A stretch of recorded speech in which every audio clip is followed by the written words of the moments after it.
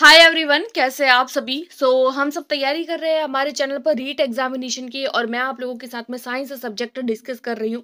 जैसा कि आपको पता है कि मैंने खुद ने रीट एग्जाम को क्वालिफाई किया है और मैं मेरे ही हैंड रिटन नोट्स के साथ मैं आप लोगों के साथ में जो है वो कंप्लीट सिलेबस को डिस्कस करने वाली हूँ। इससे पहले मैं आप लोगों के साथ में 3 टॉपिक्स को डिस्कस कर चुकी हूँ और आज का हमारा ये जो टॉपिक है, ये टॉपिक होने वाला है 4th नंबर टॉपिक है। आज का टॉपिक है एक्सक्रीटरी सिस्टम, जिसको हम लोग उत्सर्जन तंत्र के नाम से भी जानते हैं।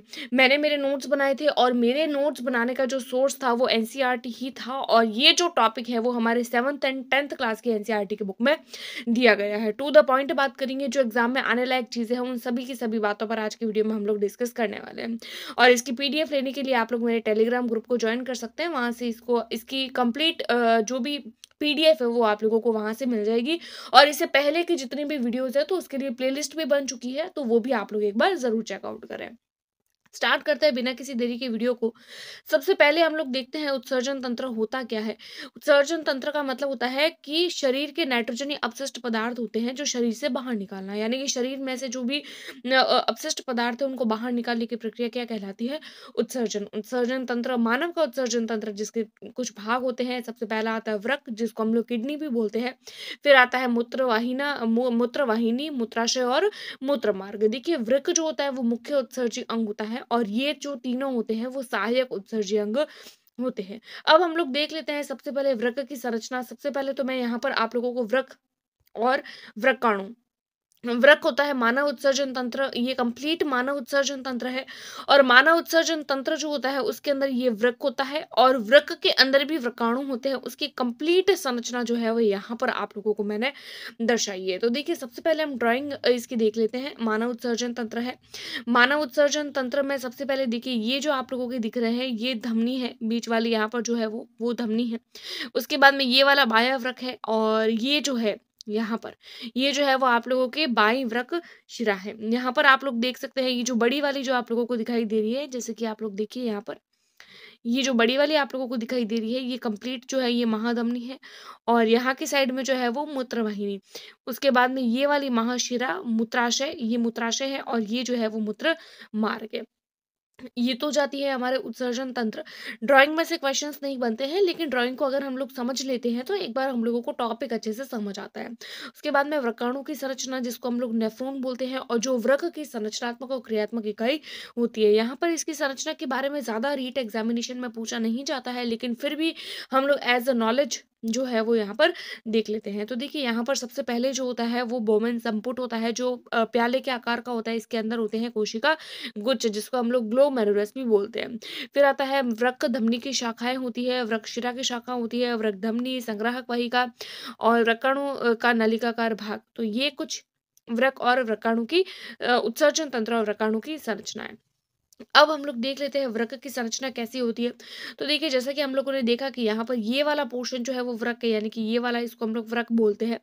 वृक्क कैसा होता है? तो प्रत्येक वृक्क जो होता है वो सेम के बीच के आकार का होता है और इसके चारों तरफ किसकी झिल्ली रहती है? तो पेरिटोनियम की झिल्ली इसके चारों तरफ रहती है। उदर गुहा यानी पेट में कशेरुक दंड, यानी कि जो रीढ़ की हड्डी होती है उसके दोनों ओर एक जोड़ी होते हैं, एक जोड़ी यानी कि दो होते हैं। इसकी उत्पत्ति कहाँ से होती है? इसकी उत्पत्ति मीजोडर्म से होती है। आगे देख लेते हैं, प्रत्येक वृक्क के अंदर संयोजी उत्तक जो होता है वो भरा हुआ होता है। प्रत्येक वृक्क के अंदर संयोजी उत्तक होता है। वृक्क के दो भाग होते हैं, कॉर्टेक्स भाग और मध्यांश। कॉर्टेक्स भाग बाहर वाला भाग होता है, मध्यांश जो होता है वो अंदर वाला, मेड्यूला। ठीक है। अब देख लेते हैं उत्पत्ति के आधार पर वृक्क के जो होते हैं वो 3 भाग होते हैं। पहला आता है प्रोनेफ्रॉनिक, दूसरा आता है मीजोनेफ्रॉनिक, तीसरा आता है मेटानेफ्रॉनिक। तो प्रोनेफ्रॉनिक जो होते हैं वो किन में होते हैं? तो सबसे सरल प्रकार के वृक्क होते हैं और ये केवल जलीय जीवों में पाए जाते हैं। मीजोनेफ्रॉनिक होते हैं जो वयस्क मेंढक होता है उनमें होता है, और मेटानेफ्रॉनिक पूर्ण विकसित जो जीव होते हैं, जैसे कि सरीसृप हो गया, पक्षी हो गया, स्तनधारी जैसे मानव। तो पूछा जाए ना क्वेश्चन कि मानव में किस तरीके का जो होता है वो वृक्क होता है, तो मानव मेटानेफ्रॉनिक जीव होता है। आगे हम लोग देख लेते हैं वृक्क के कार्य क्या होते हैं। वृक्क के कार्य मूत्र का निर्माण करना, रक्त का शोधन और उत्सर्जन करना और रक्त में पीएच का नियंत्रण करना। अब हम लोग यहाँ पर देख लेते हैं नेफ्रॉन यानी कि वृक्क की संरचना। नेफ्रॉन को वृक्क भी बोलते हैं और यहाँ पर वृक्क यानी कि जो नेफ्रॉन है वृकाणु, उसका मैंने स्ट्रक्चर आप लोगों को यहाँ पर पूरा दिखा चुकी हूँ।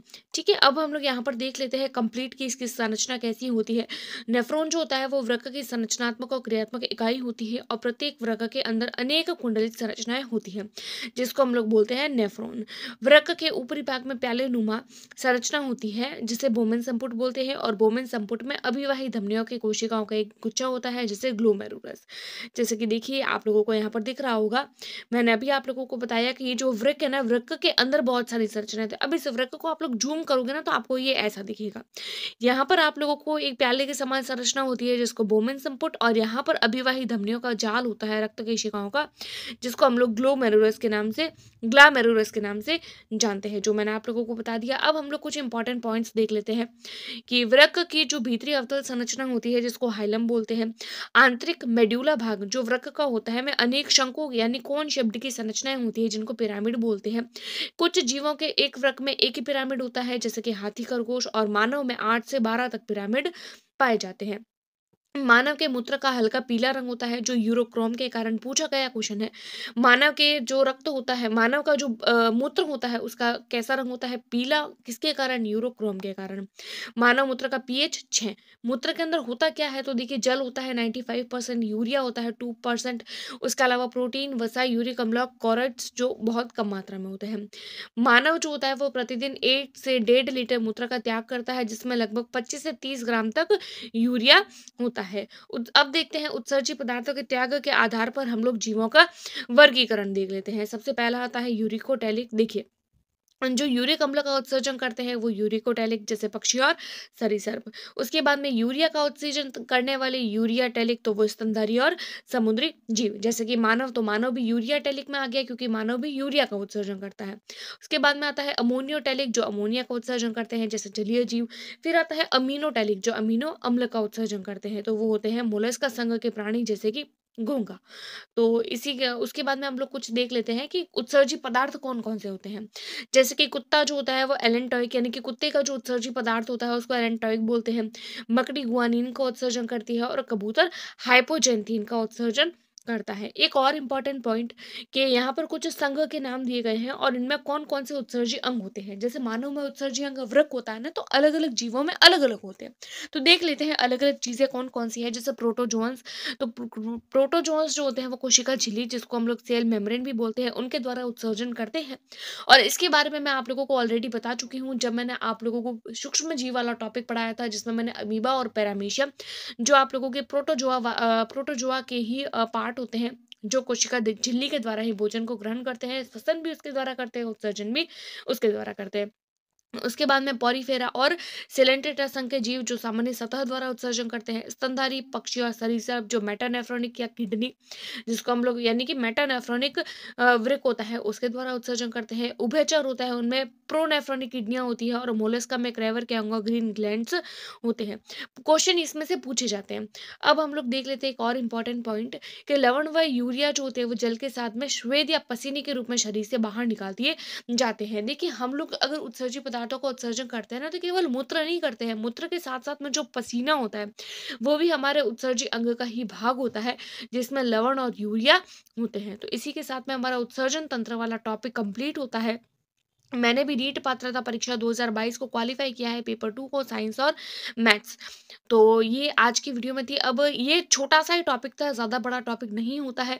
और कंप्लीट जो उत्सर्जन किस तरीके से होता है, किस किस तरीके से मूत्र का निर्माण होता है, तो वो सारी चीज़ें आप लोगों की रीट परीक्षा में नहीं पूछी जाती है। अगर हम लोग देखें तो इस टॉपिक को भी बहुत बड़ा कर सकते हैं, लेकिन किस तरीके से मूत्र का निर्माण हो रहा है, कौन सा स्ट्रक्चर फिर आता है, हम लोग कई बार देख लेते हैं कि इसके द्वारा जो है वो कंप्लीट मूत्र का निर्माण, वो सब हम लोगों को जो है वो बहुत बार पढ़ाया जाता है। तो उनमें से क्वेश्चंस आप लोगों को रीट पात्रता परीक्षा में देखने को नहीं मिलते हैं, इसीलिए वो सारी चीजें मैंने इंक्लूड नहीं करी है। उसके अलावा जितनी भी इंपॉर्टेंट चीजें थी जो आप लोगों के 7th और 10th क्लास में थी, उससे भी इवन मैंने ज्यादा टॉपिक चीजें ही इसके अंदर इंक्लूड करी है। तो इसी के साथ हमारा आज का टॉपिक ये कंप्लीट होता है। अगर आप लोगों को इसकी कंप्लीट पीडीएफ चाहिए तो आप मेरे टेलीग्राम ग्रुप को ज्वाइन कर सकते हैं। वीडियोस पसंद आ रही है तो do like, subscribe and share. Thanks for watching.